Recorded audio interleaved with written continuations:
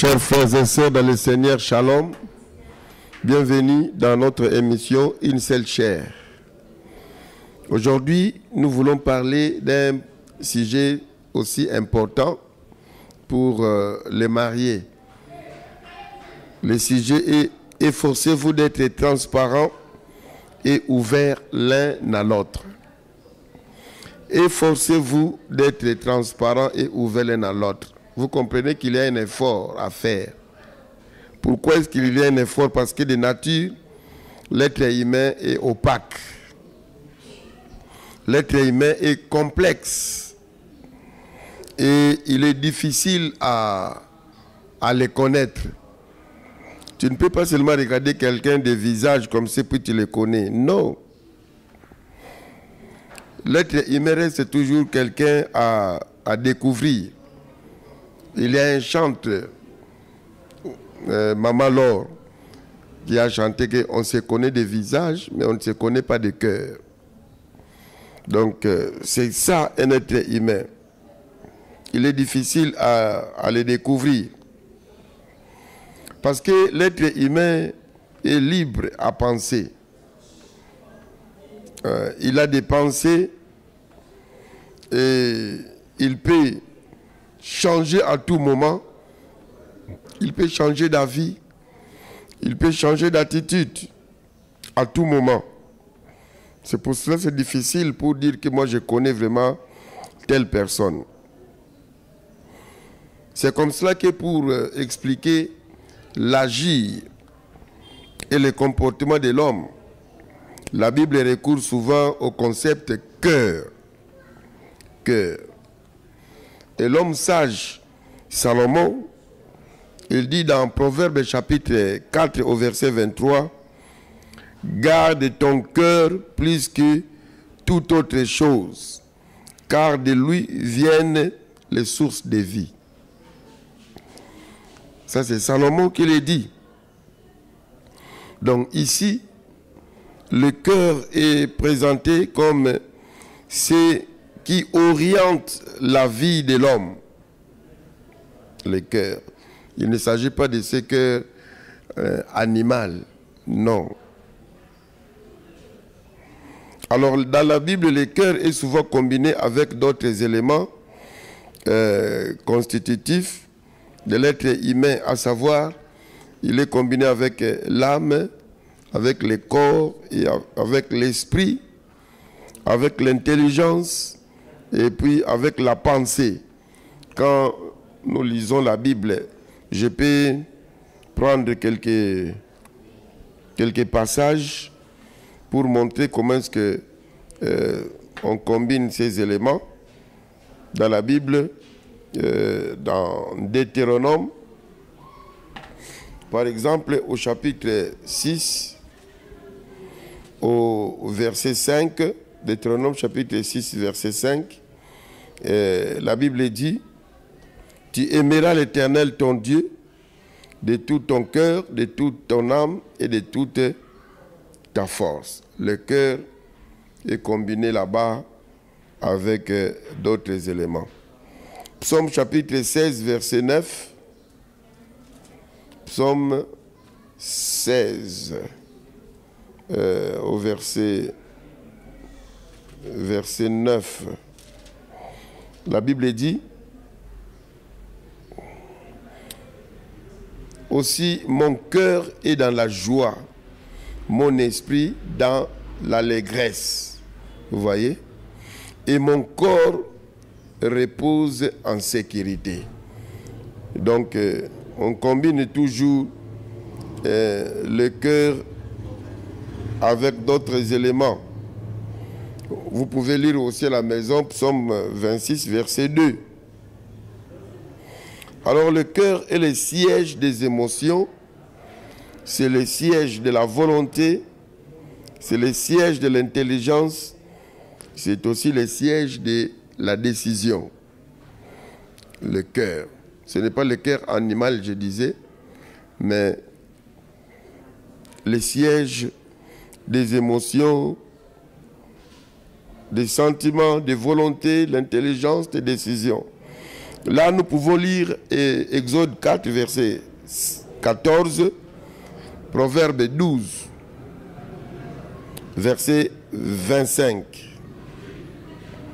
Alors, bien-aimés, pour décrire la complexité de l'être humain et sa méchanceté, Dieu, par le canal du prophète Jérémie, va faire une déclaration dans Jérémie chapitre 17 au verset 9. Il dit que le cœur de l'homme est tortueux par-dessus tout et il est méchant. Qui peut le connaître? Donc le cœur de l'homme, c'est comme il y avait un seau qu'on utilisait quand on était des enfants, on appelait ça Bumba Sekele. Donc là, vous pouvez tout mettre. C'est un seau qui avait une couverture, on ne pouvait pas, qui ne s'enlevait pas facilement. C'est ça le cœur de l'homme. Et la Bible dit que c'est tortueux et c'est méchant. Et aussi, c'est difficile à les connaître. Le Seigneur Jésus, dans Marc chapitre 7, versets 21 à 23, le Seigneur Jésus démontre que beaucoup de décisions sortent de nos cœurs. Il dit ceci, car c'est du dedans, c'est du cœur des hommes que sortent les mauvaises pensées, les adultères, les débauches, le meurtre, les vols, les cupidités, les méchancetés, la faute, les dérèglements, les regards envieux, les calomnies, l'orgueil, la folie, et toutes ces choses mauvaises sortent du dedans et suivent l'homme. Donc, ça, c'est la déclaration faite par le Seigneur Jésus-Christ lui-même. Donc, nous voyons que d'une manière consciente ou inconsciente, et dans le souci de se faire aimer et éviter de se voir rejeter, l'homme, quand je parle de l'homme ici, donc de l'homme et la femme, portent souvent un masque. Parce que l'homme ne veut pas qu'il soit rejeté. L'homme veut être aimé. Quelqu'un qui voit une fille, un homme qui voit une fille, qui l'aime et qui ne veut pas perdre cette fille, et il connaît qu'il a certaines choses que, une fois la fille au courant, peut rompre la relation, l'homme peut porter le masque pour voiler ce qu'il est. La fille, mêmement. Parce qu'il a peur d'être rejeté. Alors, c'est comme ça que l'homme aussi a peur de se dévoiler.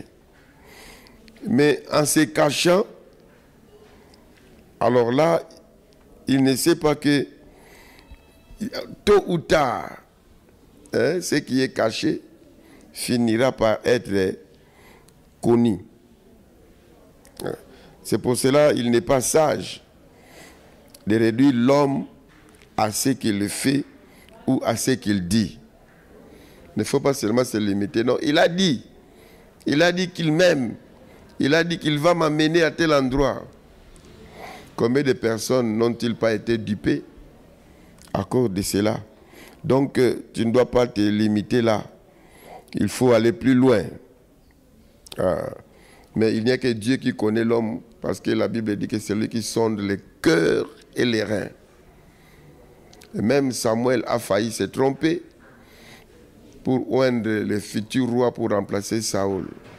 Donc, il nous arrive toujours de se tromper. C'est pour cela qu'il faut toujours demander l'aide du Saint-Esprit.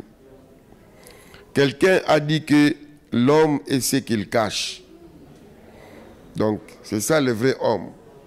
Le vrai homme, c'est ce qu'il cache. Alors, il faut aller à la rencontre de l'homme dans une relation d'amour véritable pour commencer à les découvrir. Les masques tombent plus que la personne se sent convaincue que vous l'aimez vraiment. Quand il a des garanties de cet amour, alors il peut commencer à se faire découvrir.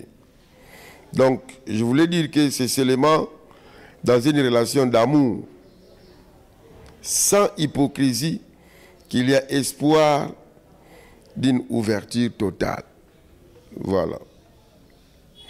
Alors, il y a un penseur au nom de Jean-Claude Barrault.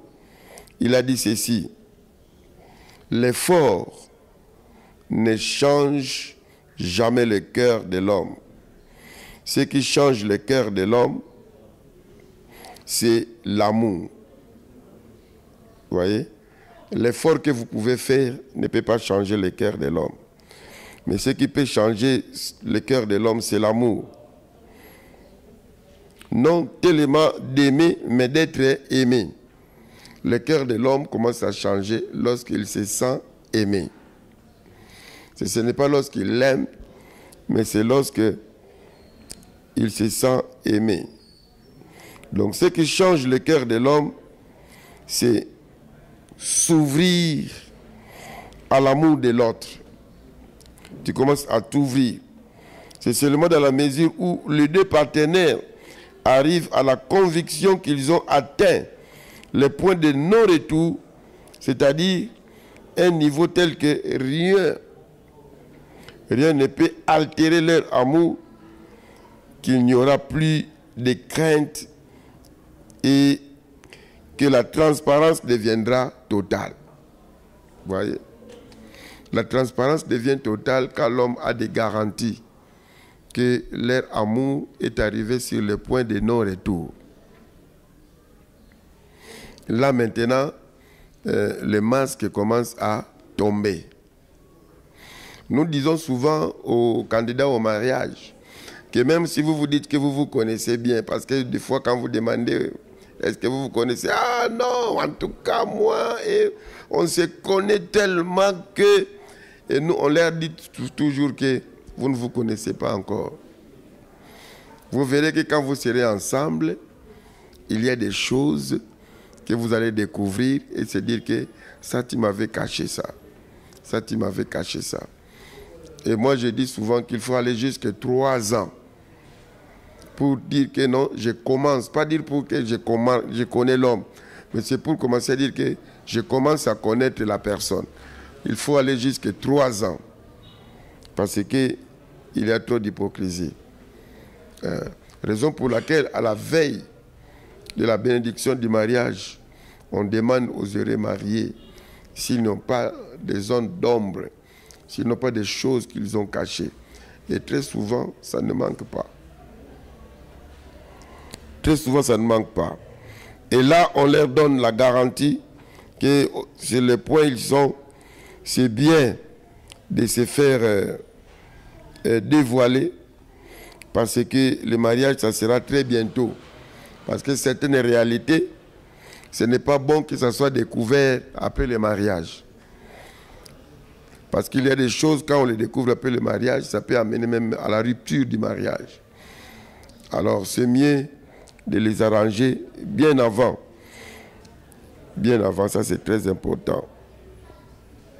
Donc, les masques tombent quand on a la conviction que votre amour est sur le point de non-retour. Et plus il y a d'amour, moins il y aura la crainte à se séparer. L'apôtre Jean dit dans 1 Jean, chapitre 4, au verset 18, il dit, la crainte n'est pas dans l'amour, mais l'amour parfait bannit la crainte. Car la crainte suppose un changement et celui qui craint n'est pas parfait dans l'amour. Voyez. Donc, lorsqu'on est convaincu qu'on ne sera jamais rejeté ni haï et que les partenaires n'est pas rancunier, n'est pas colérique, n'est pas orgueilleux, ou il n'est pas extrêmement jaloux, alors là maintenant, la transparence devient alors chose facile. On devient maintenant de plus en plus transparent lorsqu'on a toutes ces garanties. Et il s'y est de souligner ici que un partenaire trompé est un partenaire souvent perdu. Lorsque vous trompez votre partenaire, nous disons qu'il est déjà perdu parce que le jour qu'il va découvrir la vérité, ça sera le pire. Sache qu'aucun mensonge n'est éternel. C'est pourquoi il faut éviter les cache-cache, éviter les aides cachées, éviter les amis secrets, éviter les engagements secrets, éviter les commerces secrets, éviter les ristournes secrètes, ainsi de suite. Il faut toujours éviter cela. Car un incident fera éclater la vérité au grand jour. Alors, vous serez cuits. Ne dit-on pas que les mensonges empruntent l'ascenseur, mais la vérité, les escaliers. Donc, l'amour véritable est tourné vers l'autre et craint de blesser, de faire pleurer, de casser le bonheur de l'autre, son honneur, sa personnalité. Et c'est à cet aspect de l'amour qui pousse l'homme amoureux de bannir toute action dans l'ombre, lorsqu'on a toutes ces garanties-là. Donc, dans un couple, nous devons savoir que l'idéal, c'est d'arriver à faire de son partenaire son meilleur confident. Donc, c'est ce qui devait être dans nos têtes. Faire tout pour que votre partenaire devienne votre meilleur confident. Alors, engagez-vous devant Dieu à vous dire la vérité. Comme Éphésiens, chapitre 4, au verset 25, dit que chacun dise selon la vérité à son prochain. Donc, nous demandons aux mariés, aux fiancés et à tous ceux qui se préparent au mariage, vous devez savoir que il faut qu'il ait la vérité, la transparence. Vous devez vous faire découvrir, éviter des zones d'ombre. Parce que si vous trompez, alors le jour que cela sera découvert, ça sera terrible. Dites la vérité. L'idéal, c'est que votre mari devient votre confident. Votre femme devient votre confident. Vous savez qui est un confident? C'est quelqu'un, on dit, auprès de qui on dit tout, même des choses sales, même des choses propres. Voilà. Mais il est bon de souligner ici que l'ouverture doit être responsable. Lorsque tu t'ouvres auprès de ton mari ou de ta femme, il faut être responsable. Une transparence non mesurée peut faire plus de mal que de bien. Il y a ces penseurs que j'avais évoqués d'abord.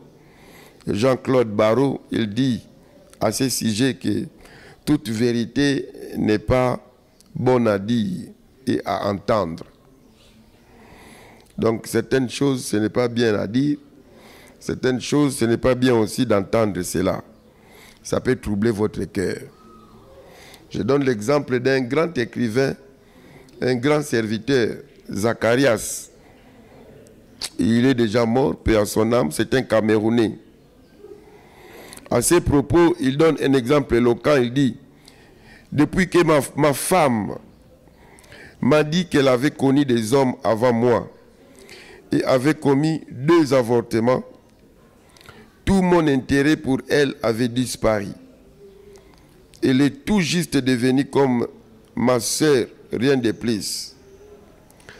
Comment puis-je faire partie de la multitude d'hommes qu'elle a connus? Comment puis-je devenir un avec une maîtrière? Donc, vous voyez, malgré qu'il était serviteur de Dieu, mais il était quand même secoué lorsqu'il a appris ces nouvelles. C'est pour cela qu'il faut faire très attention. Je connais une histoire vécue. Un enfant orphelin, père et mère sont morts. Alors, son cousin a récupéré le jeune garçon. Il a commencé à rester chez son cousin. Mais ce garçon, c'est lui qui a déviergé toutes les 4 filles de son cousin. Et il est allé même jusqu'à faire des rapports sexuels avec la femme de son cousin. Alors, une fois touché par l'évangile, alors, sans la sagesse, il est allé avouer devant son cousin, qui a commencé d'abord par les faire arrêter, et après, il l'a chassé, et le frère a commencé à souffrir, à dormir à l'église, et passer les nuits à l'église. Pourquoi? Parce que il a manqué de la sagesse pour confesser. Et aussi, le mariage de son cousin avec sa femme était rompu parce qu'il y a eu problème de l'infidélité. Entre-temps, chez les filles, les 4 filles, c'était la honte parce qu'ils ont déjà fait ils ont fait l'inceste. Donc, il y a cela une chaîne de choses. C'est pour cela que je vais conseiller aux mariés, c'est vrai. Nous avons parlé de s'efforcer, d'être transparent et ouvert. Mais pour certaines choses, cherchez la sagesse de voir d'abord les hommes de Dieu. Vous dites ça d'abord auprès des hommes de Dieu, qu'ils prennent le temps de prier et de voir comment on peut parler à votre mari ou à votre femme. Mais sinon, la Bible dit que certains péchés, les péchés non connus, on peut les confesser secrètement. Et les péchés connus, là, il faut les blâmer publiquement. Donc, certaines choses, ça peut se limiter entre toi et l'homme de Dieu. Jacques 5, 16 dit que confessez vos péchés les uns les autres, priez les uns pour les autres. Tu vois un homme de Dieu, tu lui partages et l'homme de Dieu apprécie s'il fallait dire à ton partenaire de mariage ou pas. Ça serait encore beaucoup plus sage. Voilà, chers frères et sœurs, mais n'oubliez pas, rester avec l'idéal, c'est d'arriver à faire de son partenaire son meilleur confident. C'est ce qui était l'objectif de l'enseignement de ces jours. Que le Seigneur vous bénisse. Heureux mariage aux candidats au mariage. Et je souhaite bonne continuité à tous les couples. Veuillez aimer et liker la page. Abonnez-vous si vous ne l'avez jamais encore fait. Et ne manquez pas à les partager auprès des personnes qui te sont importantes parce que ça pouvait aussi les aider. C'est votre pasteur, le serviteur Simon Tsakalangoma de l'église Le Sanctuaire de la communauté des assemblées de Dieu du Congo. Vous avez besoin de nous, l'adresse et le numéro d'appel est fixé au bas de votre page. Nous ne manquerons pas de répondre à votre préoccupation. Que le Seigneur vous bénisse abondamment. Bye.